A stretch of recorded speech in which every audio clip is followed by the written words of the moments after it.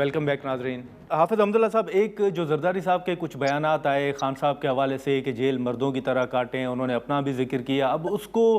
P T I بڑی اس کو دیکھ رہی ہے کہ زرداری صاحب نے اچانک یہ کیوں بیانات دیے ہیں۔ آپ نہیں سمجھتے کہ سر زرداری صاحب نے واقعی 11 سے 14 سال جیل کاٹی ہے اور اگر انہوں نے ذکر کیا ہے تو اس میں کوئی حرج نہیں ہے، یا آپ سمجھتے ہیں کہ پی ٹی آئی کا موقف درست ہے؟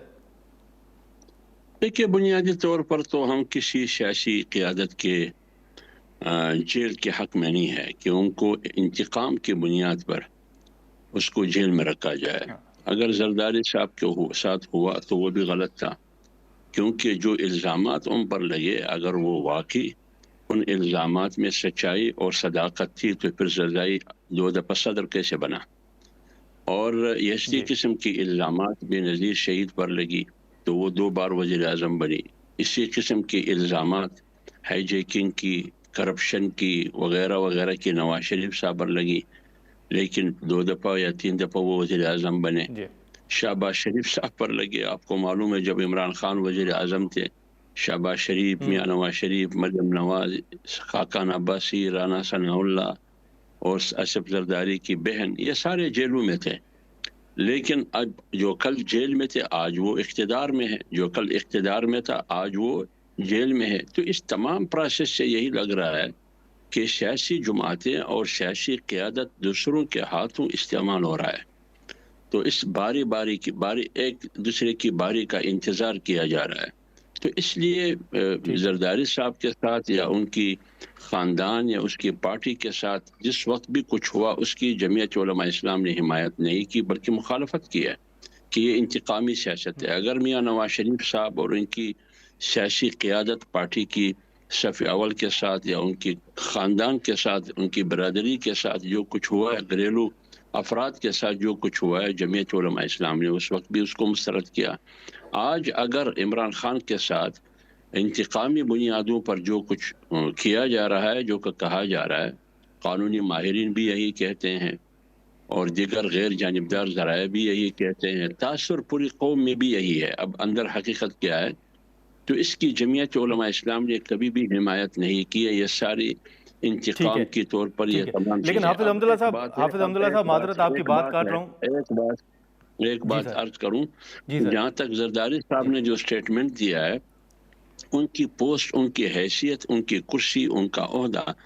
یہ ریاست کی علامت ہے، فیڈریشن کی علامت ہے۔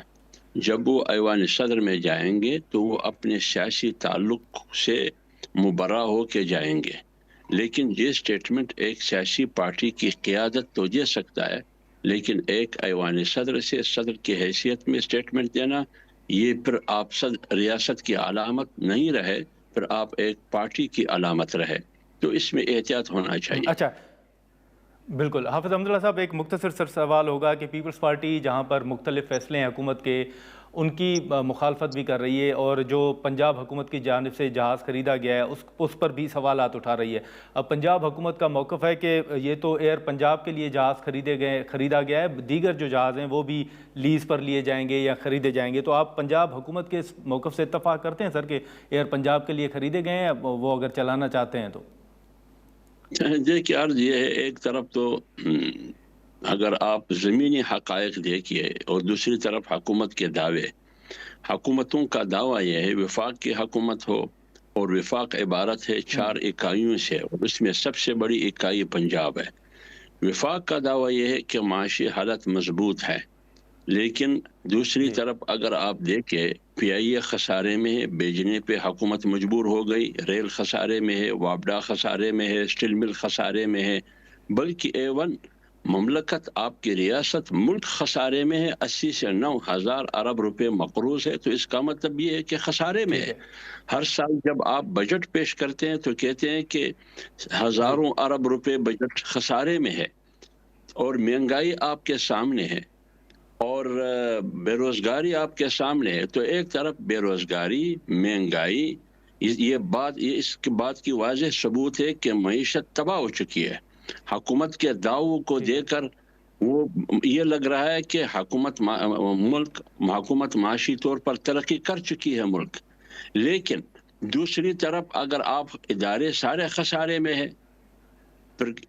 یہی نتیجہ اخذ کیا جاتا ہے کہ یہ تو تباہی اور بربادی ہے معاشی حوالے سے۔ اس تمام تضادات کو آپ سامنے رکھتے ہوئے اب پنجاب کا یہ فیصلہ کہ ہم نے جہاز اس لیے لیا ہے فلان ضرورت کے لیے، فلان ضرورت کے لیے، اور بے روزگاری آسمان کو چھو رہی ہے، مہنگائی آسمان کو چھو رہی ہے، معاشی حالت زبوں کا شکار ہے، اور دعوے ادھر آپ ترقی کی کر رہے ہیں۔ اب یہ سمجھ نہیں آ رہا ہے کہ حکومت کر کیا رہی ہے۔ ایک بات میں عرض کروں اصولی طور پر کہ ادارے تو سارے خسارے میں ہیں، لیکن اداروں میں بیٹھے ہوئے لوگ خسارے میں نہیں ہیں، اس کی بینک بیلنس میں دن بدن اضافہ ہو رہا ہے۔ چلیں ٹھیک ہے حافظ حمداللہ صاحب، بہت شکریہ سر وقت نکالنے کا، تھینک یو سو مچ۔ ناظرین، حافظ آپ کی گفتگو آپ نے سنی، آج کے پروگرام میں اتنا ہی، اجازت دیجیے، اللہ حافظ۔